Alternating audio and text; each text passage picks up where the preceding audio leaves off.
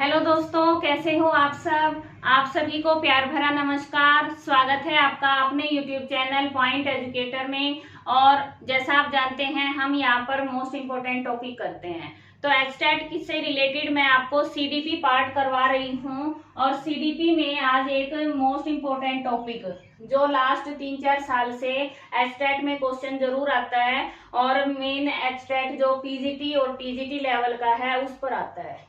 ठीक है, तो ये थ्योरी बिल्कुल छोटी सी है, जरा सी है। अगर समझ ली तो कभी क्वेश्चन गलत नहीं होगा। कौन सी थ्योरी है? William Seldon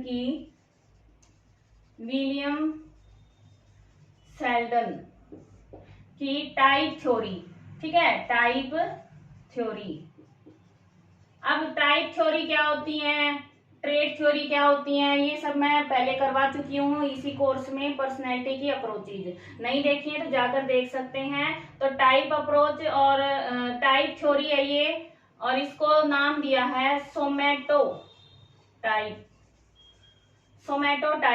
theory. तो सेल्डन की थ्योरी का नाम क्या है? सोमैटो टाइप थ्योरी। अब बात करें कि टाइप ही क्यों कहा है। टाइप वो होता है कि एक समान गुण विशेषता वाले व्यक्तियों का एक ग्रुप, समूह, उसको कह देते हैं एक प्रकार का टाइप। ठीक है, तो इसमें इन्होंने अपने 3 टाइप बताए हैं। थ्योरी में 3 टाइप बताए हैं। और इस थ्योरी को किस आधार पर बताया गया? उन्होंने बॉडीली स्ट्रक्चर,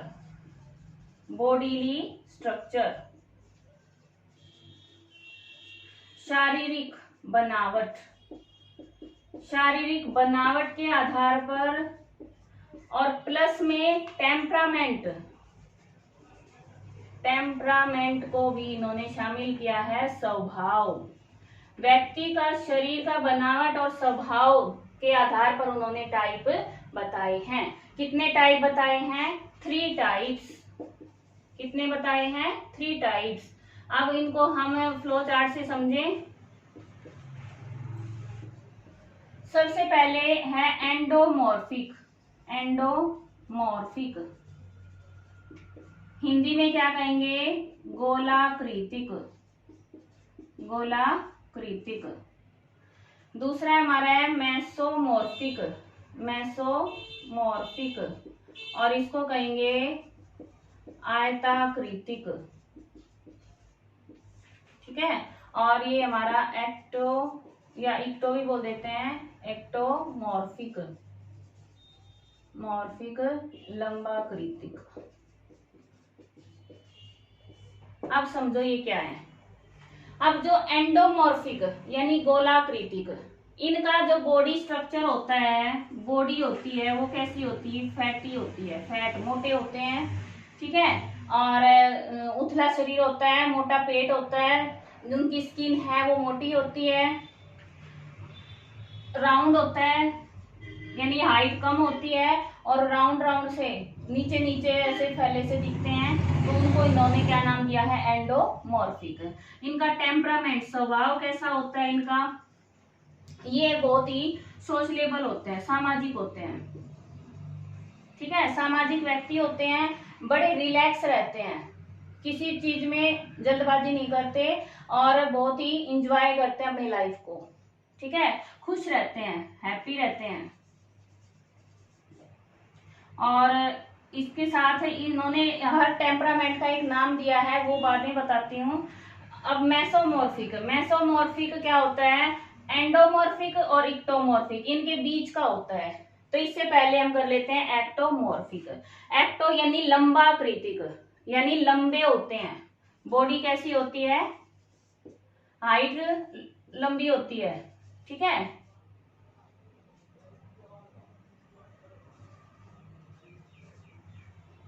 ऊंची हाइट होती है, और साथ में इनकी बॉडी है वो पतली होती है, थिन। इनके कंधे झुके होते हैं। ये इन्होंने बताई है थ्योरी, उसके आधार पर किसी व्यक्ति को जज मत करना। ठीक है, थिन होते हैं, पतले होते हैं, कंधे झुके होते हैं, और ये ऐसे यानी बिल्कुल इकहरा शरीर होते हैं ना, इकहरा बोलते हैं। इकहरा एक वर्ड है हिंदी का। तो इक्टो से इकहरा, ये समझ लो कि सिंगल हड्डी होते हैं बिल्कुल। ठीक है, इक्टो यानी सिंगल हड्डी होना, और टेम्परामेंट कैसा होता है इनका, बहुत ही कुशाग्र बुद्धि के होते हैं, ब्रेनी होते हैं, कुशाग्र बुद्धि, ठीक है। और आर्टिस्ट होते हैं, आर्टिस्ट होते हैं, कलाकार होते हैं। और साथ में ये काफी जिज्ञासापूर्ण काम भी करते हैं, ठीक है। कुशाग्र बुद्धि हो गए। और इंट्रोवर्ट होते हैं, क्या होते हैं, इंट्रोवर्ट, इंट्रोवर्ट यानी आत्म वो होते हैं, ये आत्म केंद्रित रहते हैं और लजालू शंकालू किस्म के होते हैं, दूसरों से शर्माते हैं। तो ये होते हैं हमारे इक्टोमॉर्फिक, ठीक है। अब रह गया हमारा मेसोमॉर्फिक। अब मेसोमॉर्फिक का बात करें तो इनकी बॉडी कैसी हो जाएगी, ये तो मोटे व्यक्ति हो गए, ये पतले व्यक्ति हो गए, तो ये कौन से हो गए, बीच के, मिक्स। इनका जो बॉडी स्ट्रक्चर है वो क्या होता है, मसल्स स्ट्रॉन्ग होती हैं, ठीक है, मसल्स स्ट्रॉन्ग, स्ट्रॉन्ग। और ये लगा लो कोई भी एक्टर होते हैं ना, मूवी में हीरो होते हैं, हीरो का जो बॉडी स्ट्रक्चर होता है वो मेसोमॉर्फिक होता है, हीरोइन का होता है वो भी मेसोमॉर्फिक होता है। ज्यादा दुबली पतली लड़कियां हैं वो इक्टोमॉर्फिक में आ जाएंगी, और जो ज्यादा मोटी हैं वो एंडोमॉर्फिक में आ जाएंगी, ठीक है। इस तरह से इन्होंने बॉडी स्ट्रक्चर बताया है, आपको फिगर की सहायता से भी बताऊंगी लास्ट में। इनका टेम्परामेंट कैसा होता है भाई, स्वभाव कैसा होता है, ये करेजियस, साहसी काम करते हैं। और ये होते हैं एनर्जेटिक, एनर्जेटिक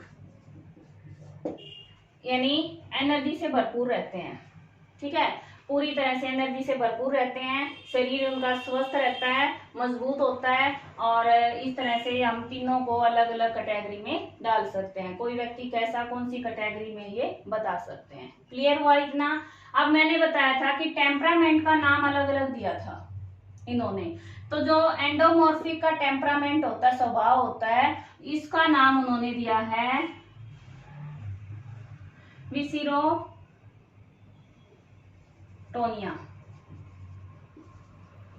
क्या नाम दिया है, विसिरोटोनिया। और इसको हिंदी और इंग्लिश सेम वर्ड में याद रखना है, इसकी हिंदी नहीं होती कोई, सेम ऐसे ही लिखा आता है हिंदी में भी। और मेसोमॉर्फिक का नाम दिया था उन्होंने सोमैटोटोनिया, ठीक है, सोमैटोटोनिया। नाम क्या है, सोमैटोटाइप थ्योरी है, तो जो बीच वाला जो सही व्यक्ति है जिसका बॉडी स्ट्रक्चर बिल्कुल परफेक्ट है उसका नाम इन्होंने सोमैटोटोनिया, इनका टेम्परामेंट बताया है, स्वभाव बताया है। और तीसरा हमारा है, उसको बोला इन्होंने सेरिब्रोटोनिया। ये तीन वर्ड हैं, ये अलग हैं, याद कर लेना, कई बार ये भी पूछ लेते हैं, ये मैंने ऐड कर दिया, अभी तक पूछा नहीं है, अब पूछ सकते हैं, ठीक है, क्योंकि ये सब आ चुका है और ये भी आ चुका है कि क्या नाम है, ये सब आ चुका है, लेकिन ये नहीं आए हैं, तो ये इसीलिए मैंने ऐड कर दिए हैं। तीनों के टेम्परामेंट का अलग अलग नाम याद रखना है। क्लियर हुआ। अच्छा, फिर एक बात और बताती हूँ, कैसे याद रखोगे, एंडो यानी एंडी, अपने हरियाणवी में या हिंदी में कह रहे हैं एंडी आदमी है भाई ये, ठीक है, एंडी है बिल्कुल। तो एंडी क्या होते हैं, जो हंसमुख होते हैं, मजाकिया होते हैं, वो एंडी में आ जाएगा, ठीक है। इक्टो का मैंने बता दिया, इक्टो इकरा यानी सिंगल हड्डी, और मैसो यानी बिल्कुल उसकी मसल्स हैं वो स्ट्रोंग हैं। क्लियर हुआ। अब बताऊंगी मैं आपको कि एक बार क्वेश्चन आ गया था कि इनको क्रम में, श्रेणी में 7 1 1 इस तरह से डिवाइड करके बता दिया था कि एंडोमॉर्फिक, मेसोमॉर्फिक, इक्टोमॉर्फिक में क्या अनुपात होता है, वो अब हम करेंगे। सेल्डन ने अपनी जो थ्योरी में बताया है कि जो एंडोमॉर्फिक, मेसोमॉर्फिक और एक्टोमॉर्फिक, अब पूरी तरह से जरूरी नहीं है एक व्यक्ति इनके बीच एक जैसी ही टाइप में हो, जरूरी नहीं ना, उसको एक स्केल पर बता दिया, 1 से 7 क्रम बता दिया इन्होंने। सबसे कम के लिए क्या दिया है, 1 दिया है, और सबसे अधिक के लिए 7 दिया है, मैक्सिमम के लिए 7 नंबर दिया है, और मिनिमम के लिए 1 दिया है, ठीक है, जैसे मान लो ये स्केल है, यहाँ 1 है, यहाँ 7 है, ऐसे है। तो इसमें जैसे एंडोमॉर्फिक की जितनी इसकी विशेषताएं हैं, अगर वो सभी सारी की सारी एंडोमॉर्फिक की यहाँ पर है, व्यक्ति राउंड है, उसकी हाइट छोटी है और उन्होंने जैसा बताया है बिल्कुल वैसा उसका टेम्परामेंट है, तो उसका 7 नंबर दे दिया उन्होंने। ठीक है, अगर इसका मैक्सिमम है तो दूसरी जो 2 बच गई, मेसो और एक्टो, उसमें क्या होगा, उसमें तो 1 नंबर आएगा ना, क्योंकि 7 नंबर मैक्सिमम में आ गया वो एंडोमॉर्फिक में, तो एंडोमॉर्फिक ही है वो, तो उसका जो 2 बची हैं श्रेणी, उनमें 1 नंबर दे दिया, तो ये क्या बन जाएगा, 7 1 1। ये अगर व्यक्ति में एंडोमॉर्फिक के गुण ज्यादा हैं, वहां पर स्केल पर वो 7 नंबर ले रहा है, तो बाकी में वो 1 1 लेगा।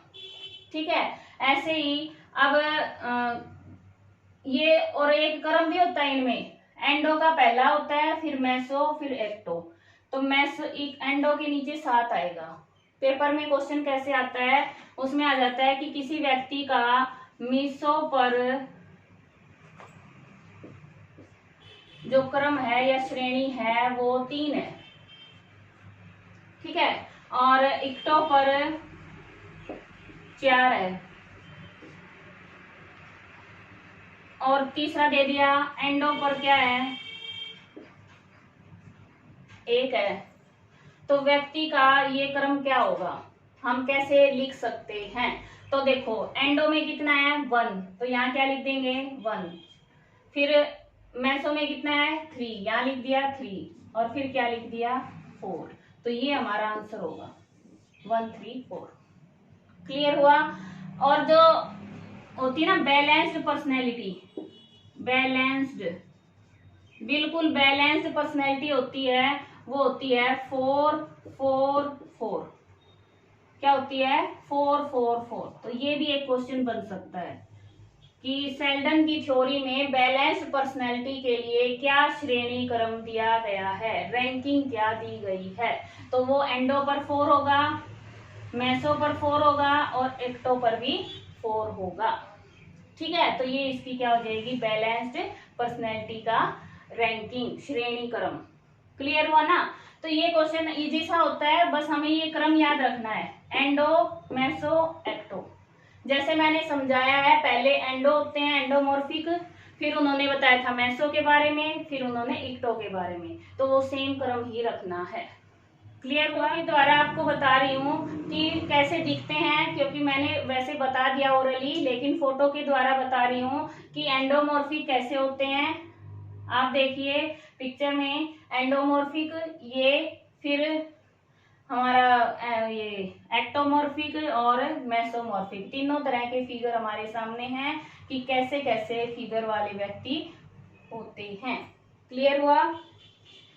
उम्मीद है आपको समझ आया होगा, और फिर भी कोई डाउट है तो आप पूछ सकते हैं कमेंट में, और वही लाइक और कमेंट जरूर करें, और वीडियो को शेयर भी करें ताकि और कोई जो तैयारी कर रहे हैं उनके पास भी पहुंचे। ज़्यादा देखने वाले होंगे तो ही पढ़ाने का मन भी करता है, मुझे भी रेनफोर्समेंट मिलता है कि बच्चों को समझ आ रहा है नहीं आ रहा।